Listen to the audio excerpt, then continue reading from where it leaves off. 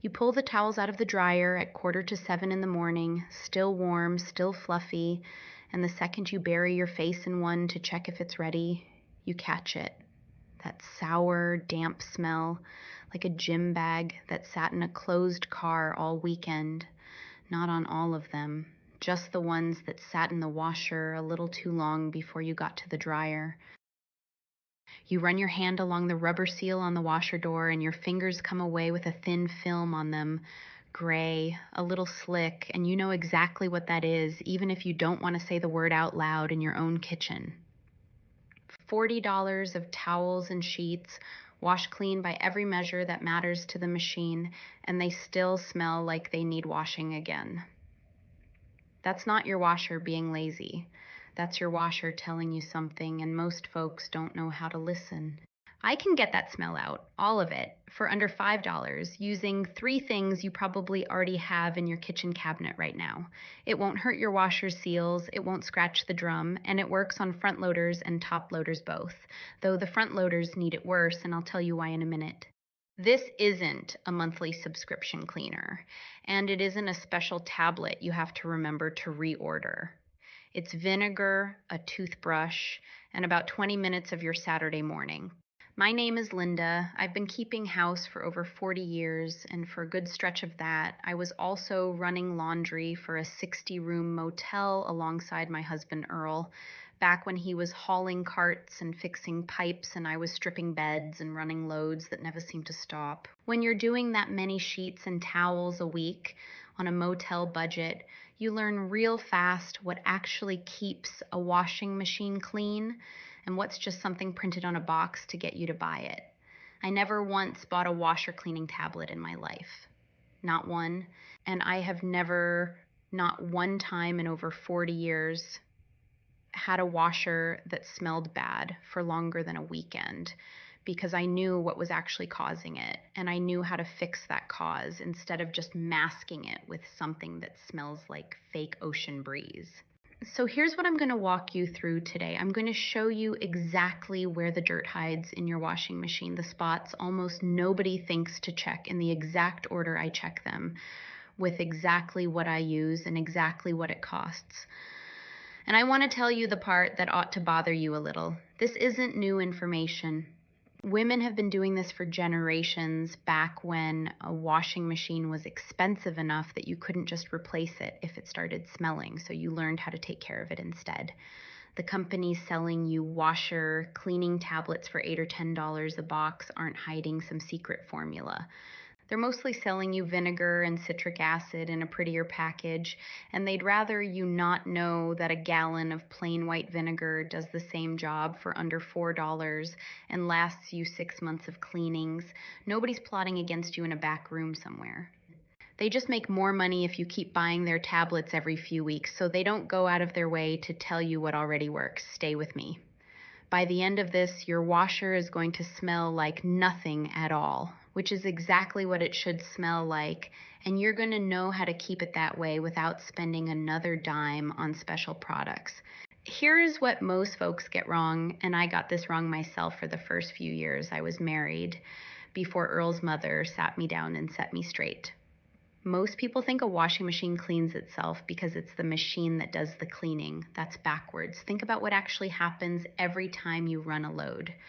Dirt, body oil, detergent residue, fabric softener, little bits of lint and fiber, all of that goes into the water with your clothes, and the water carries it through the machine and out the drain. But it doesn't all leave. Some of it clings to the rubber door seal on a front loader. Some of it settles in the little drawer where you pour your detergent in. Some of it gets trapped in a small filter down near the bottom of the machine that most people don't even know exists. And because the inside of a washing machine is dark and damp and warm right after a cycle, it is close to a perfect environment for mold and mildew to take hold. The same way a wet towel left balled up on the bathroom floor starts to smell after a day. Your washing machine is cleaning your clothes every single time you run it, but nobody is cleaning your washing machine, and after months of that, the machine itself becomes the thing making your laundry smell bad, no matter how much detergent you use or how hot the water is. Let's start where the dirt actually hides worst. And for most machines built in the last 15 or so years, that's the drain pump filter.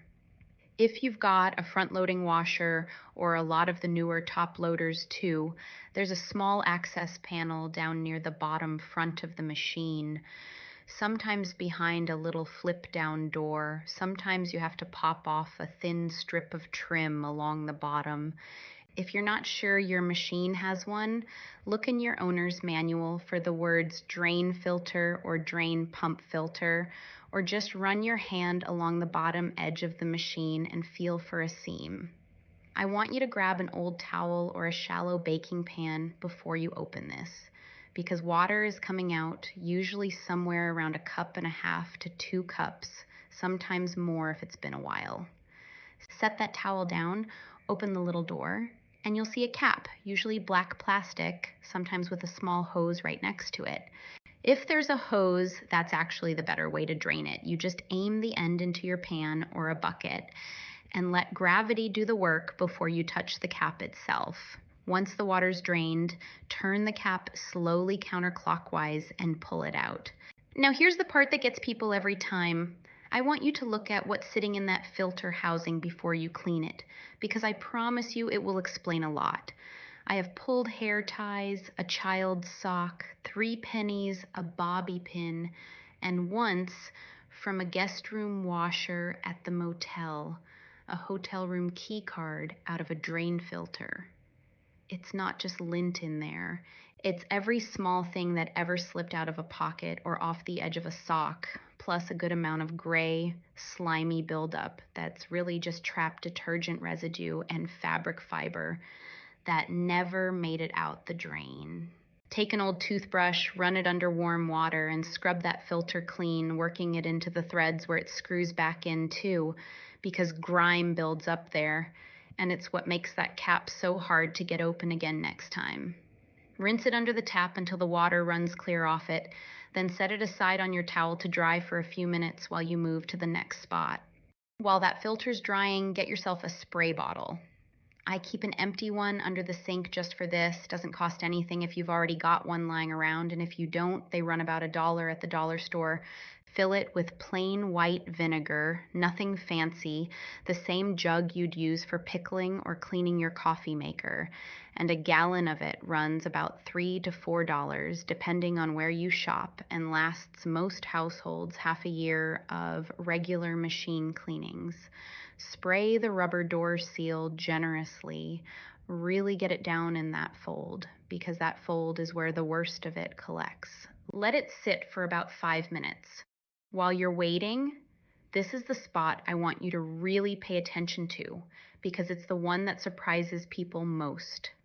Gently pull that rubber seal back from the drum. Just peel it away like you're checking under a rug and look at what's underneath.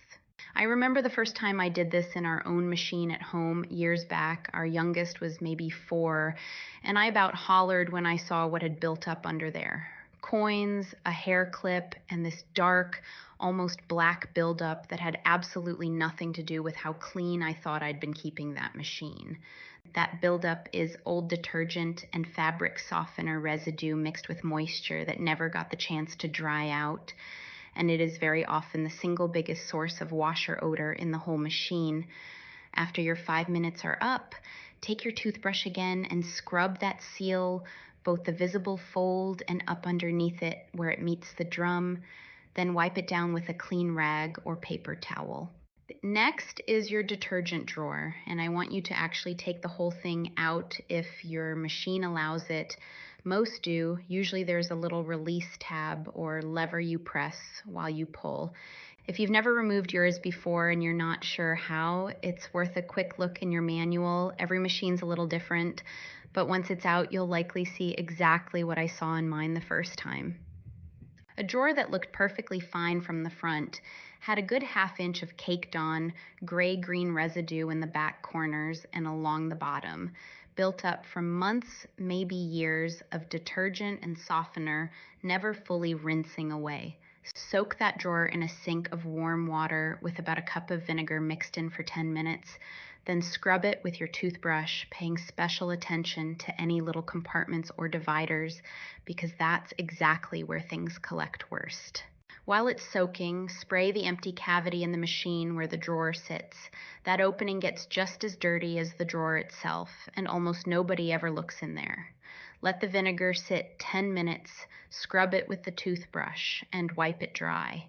Now, this next part is the one I actually think does the most good for the least effort, and it's the one Earl used to tease me about because I do it religiously every month, whether the machine smelled or not. He'd say the same thing about our motel's water heaters that I'm about to tell you about your washer, that the parts you can't see are the ones that fail you first if you ignore them. Take 2 dishwasher tablets, the plain store brand kind, not the gel packs, the solid tablets, and you can get a box of 20 for around $4 at most grocery stores. So we're talking maybe 40 cents worth. Drop both tablets straight into the empty drum, no clothes, nothing else in there.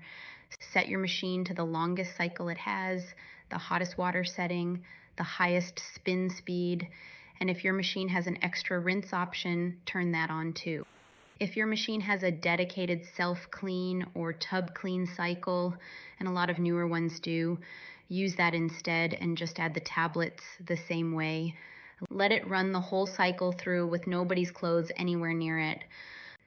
What that hot, long, high-powered cycle does is loosen up all the residue clinging to the inside of the drum itself, the parts you can't reach with a toothbrush because they're behind the drum wall, in the space between the inner drum and the outer housing where water splashes and drains but never gets scrubbed by hand. The dishwasher tablets help break down mineral deposits and soap scum the same way they do on your dishes, and the heat and agitation carry all of that loose grime straight out the drain instead of leaving it to dry and cling and start feeding mold the next time the machine sits closed and damp. This is the step that gets rid of the dirt you can't see and can't reach, and it's also, in my experience, the step that does the most to knock out a smell that's coming from deep inside the machine rather than just the seal or the drawer. When I was running loads for the motel, we didn't have money to call in a repairman every time a washer started acting up or smelling off, and a service call back then would run you every bit as much as it does now, somewhere around $100 just for someone to walk in the door, more if parts needed replacing. A commercial machine breaking down meant rooms with no clean sheets, and that's money walking out the door in a different way. So I learned to do exactly what I'm teaching you, on a schedule, before anything ever got bad enough to need a repairman at all. That's the real secret behind all of this. It's not a trick. It's just doing the small maintenance before the big problem shows up, the same way you'd rather sweep a little sawdust than deal with a jammed saw. Let's talk plainly about why this actually works, because I don't want you just taking my word for it without understanding the reason behind it, the same way my mother-in-law explained it to me instead of just handing me a list of steps. Vinegar is acetic acid. That's the actual chemical name for what makes vinegar sour, and it's mildly acidic, somewhere around a 2 or 3 on the pH scale, which is acidic enough to break down mineral deposits and soap scum, but gentle enough that it won't damage rubber seals or metal parts the way a harsher chemical cleaner could. That same acidity makes it a poor environment for a lot of common mold and bacteria to survive in, which is why it cuts down on odor rather than just covering it up with a scent. Baking soda works alongside it, for the same reason many people use the two together for household cleaning. Though for the washer itself, straight vinegar on the seal and drawer plus the hot cycle with dishwasher tablets covers what you need without complicating the routine. The mold and mildew smell itself comes from a very simple set of conditions that a washing machine happens to create perfectly if you let it. Dark, damp, warm, with organic material like detergent residue, body oils, and fabric fibers sitting right there as food. That's true whether we're talking about your washer, a damp basement, or a wet swimsuit left in a gym bag. Take away any one of those conditions and the mold struggles to establish itself. That's why the single easiest thing you can do after today's deep clean, and it costs you nothing at all, is to leave the washer door cracked open after every load instead of closing it right away, and leave that detergent drawer pulled open just a crack too. It lets air move through, dries out the moisture that mold needs, and takes away the damp, closed up environment it depends on. I've done that in every washer I've owned for decades, and it's a habit that costs $0 and maybe 10 seconds of your time, and it does more long-term good than almost anything else on this list. I put this whole system, the filter, the seal, the drawer, the hot cycle, along with dozens of other little routines from my years running a household and helping keep a 60-room motel's laundry going, into a little book I call Linda's Homekeeping Handbook. If today's video helped you, that book has a whole section on laundry, stains, and keeping your machines running for years instead of months. You'll find the link right below this video in the description. Now, if an old housewife's tricks like this one are worth a few minutes of your Saturday, I'd love it if you hit subscribe and tap that thumbs up. It tells me you want more of these, and I've got plenty more to share. Let's talk about the money, because this is the part that I think ought to bother you a little in a quiet way, not an angry way.